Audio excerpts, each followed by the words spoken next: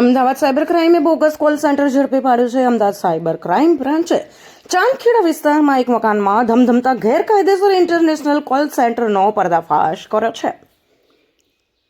કેનેડાના નાગરિકોને રેવન્યુ અધિકારીના નામે ડરાવી તેમના બેંક એકાઉન્ટ જોખમમાં હોવાનું કહીને ડોલર પડાવતી આ ગેંગના 4 સાગરીતોને પોલીસે દબોચી લીધા. સાયબર ક્રાઇમે કુશ પટેલ, હર્ષ પટેલ, આસુ પટેલ અને સુનિલ રાવત નામના શખ્સોની ધરપકડ કરી છે, જેઓ ન્યૂ ચાંદખેડાના સોપાન હાઇટ્સમાં ભાડાનું મકાન રાખી કેનેડિયન નાગરિકો સાથે ઠગાઈ કરતા હતા. આરોપીઓ IVR કોલ મારફતે કેનેડાના લોકોને ફોન કરતા અને પોતે કેનેડા રેવન્યુ એજન્સીના અધિકારી હોવાની ઓળખ આપતા હતા. તેઓ ભોગ બનાવનારને ડરાવતા કે તેમનું ટેક્સ ફ્રી એકાઉન્ટ કોઈએ લોગિન કર્યું છે અને તેમના ડોલર ચોરાઈ રહ્યા છે. વિશ્વાસ જીતવા માટે તેઓ ખોટી ડિજિટલ ID પણ બતાવતા હતા. કૌભાંડના મુખ્ય સૂત્રધાર છે ફાલ્ગુન પટેલ અને શિવાંગ ધસમાનાએ, જેઓ હાલ ફરાર છે. ફાલ્ગુન અગાઉ ઉદયપુર અને ચંદીગઢમાં પણ આવા જ કોલ સેન્ટરમાં કેસમાં ઝડપાઈ ચૂક્યો છે. તે માણસો હાયર કરીને તેમને ટ્રેનિંગ આપતો હતો. આરોપીઓ ગિફ્ટ કાર્ડ, ક્રિપ્ટોકરન્સી અને કેનેડાના મ્યુઅલ એકાઉન્ટ્સ નામે છેતરપિંડી કરતા હતા. સૌથી ચોંકાવનારી વિગત એ છે કે નાણાંની હેરફેર માટે તેઓ ચાઇનીઝ ગેંગનો ઉપયોગ કરતા હતા, જેમાં 40% હિસ્સો ચાઇનીઝ ગેંગને મળતો હતો. ત્યારે સાયબર ક્રાઇમ બ્રાન્ચ પોલીસે ઘટના સ્થળે 6 લેપટોપ, 5 મોબાઈલ અને સ્ક્રિપ્ટ સહિત 1.87 લાખનો મુદ્દામાલ જપ્ત કર્યો છે. ચાંદખેડા સ્થિત સોપાન હાઇટ્સ છે.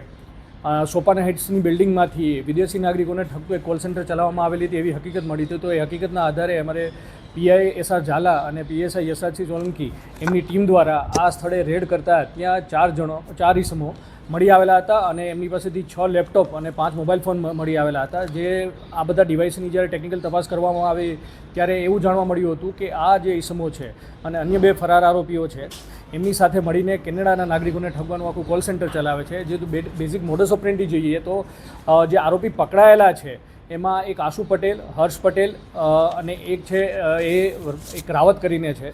આ 3 આરોપીઓ અને એક અન્ય આરોપીઓ છે કે જેના ઘરે આ કોલ સેન્ટર ચલાવવામાં આવેલું હતું. આ આરોપીઓ અન્ય જે 2 ફરાર આરોપીઓ છે, એક શિવાંગ ધસમાના અને એક મુખ્ય આરોપી છે ફાલ્ગુન પટેલ, એ સૌ મળીને આ આખું એક રેકેટ ચલાવવામાં હતા. જેમાં જે મુખ્ય આરોપી છે ફાલ્ગુન પટેલ, એ પ્રાથમિક તપાસમાં એવું જાણવામાં આવ્યું છે કે દેશના અન્ય ભાગમાં બી આવા પ્રકારના કોલ સેન્ટર ઘણા સમયથી ચલાવી રહ્યો છે. અને આ પહેલાં ઉદયપુરમાં બી એક મે 2025માં એક રેડ થઈ હતી જ્યાં 40થી વધારે લોકો પકડાયેલા હતા. એમાં બી એમની લિંકેજીસ સામે આવી હતી. આ ઉપરાંત ચંદીગઢમાં બી આવા કોલ સેન્ટરો જેમાં કે US અને કેનેડાના નાગરિકોને ઠગાઈ કરતા એમાં એની સંડોવણી સામે હતી.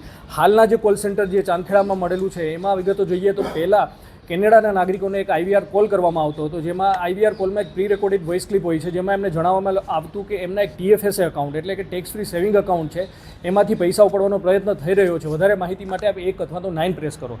જ્યારે આ કોઈ બી સિટીઝન છે 9 પ્રેસ કરે એટલે એ કોલ જે આ કોલ સેન્ટર પકડવામાં આવ્યું છે એમના દ્વારા રિસીવ કરવામાં આવતો અને એ ત્યારે કેનેડા CR એટલે કે કેનેડા રેવન્યુ એજન્સીના અધિકારી બનીને એમની સાથે વાત કરતા હતા. એમનો વિશ્વાસ કરીને એમની બેઝિક ડિટેલ્સ પહેલાં ફિલઅપ કરાવતા હતા અને પછી વેરિફિકેશનના નામે કે અમારે વેરીફાઈ કરાવવું પડશે કે આપના પૈસા કપાયા છે નહીં એ જાણવા બહાને એમની પાસેથી એમના અકાઉન્ટમાં કેટલું બેલેન્સ રહેલું છે એ જાણી લેતા હતા.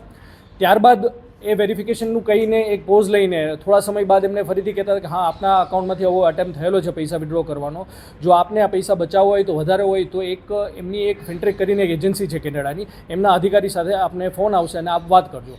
આટલી વિગતો મેળવી અને જેમની બેન્કિંગ વિગતો જે વિક્ટિમની મેળવી છે એ વિગતો મેળવી અને જે અન્ય ફરાર આરોપી છે શિવાંગ ધસમાના, એમને આ લોકો એમને વોટ્સએપમાં ફોરવર્ડ કરતા હતા અને પછી શિવાંગ ધસમાના છે એ ફિન્ટ્રેકના એજન્ટ બનીને એમની સાથે વાત કરતો હતો.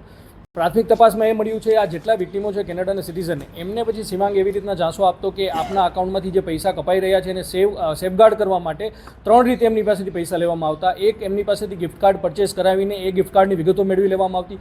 બીજું, અગર કોઈ જો વિક્ટિમ છે એ ડિજિટલી લિટરેટ હોય છે તો એમની પાસે ક્રિપ્ટોકરન્સી કિયોસ્ક જે કેનેડામાં હોય છે એમાંથી આ એક વોલેટ એડ્રેસ જેમાં એક ગવર્મેન્ટનો લોગો કેનેડાનો રાખી અને એ વોલેટ એડ્રેસ એમને મોકલવામાં આવતા અને એ વોલેટ એડ્રેસમાં ક્રિપ્ટોકરન્સી મારફતે પૈસા મેળવવામાં આવતા.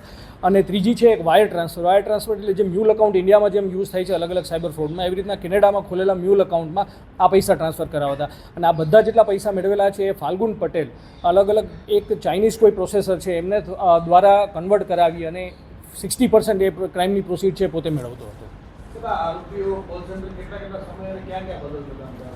હાલનું જે કોલ સેન્ટર છે એ ફેબ્રુઆરીથી આ જગ્યાએ ચાલુ હતું. આ ઉપરાંત પ્રાથમિક તપાસમાં જે મેં પહેલાં બી કહ્યું કે જે ફાલ્ગુન પટેલ છે એ આ પહેલાં ઉદયપુરમાં બી એવા કોલ સેન્ટર 2025માં ચલાવતા હતા. આ ઉપરાંત ચંદીગઢમાં બી પહેલાં એમને 2024માં આ પ્રકારના કોલ સેન્ટર